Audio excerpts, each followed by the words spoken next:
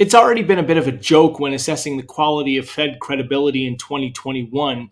The Fed has been doing whatever it can to dismiss risks associated with rising inflation, and it has not been successful in its attempt. The idea that inflation is nothing more than transitory is becoming increasingly difficult to sell, especially when it's top 5% for 5 consecutive months and is increasing at the fastest rate in 30 years. And yet, this is the narrative the Fed feels it needs to push because, well, it's still that important to lean on the side of policy accommodation. Should this be concerning?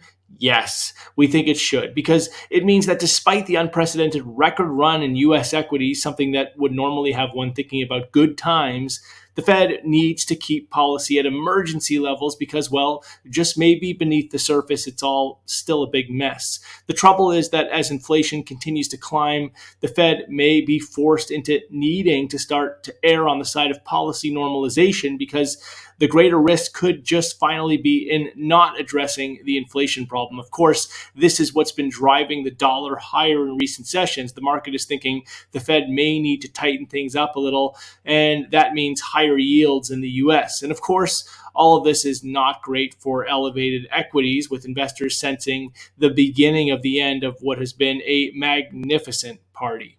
Key standouts on today's calendar come in the form of a batch of UK data highlighted by trade, GDP, industrial production, and construction output.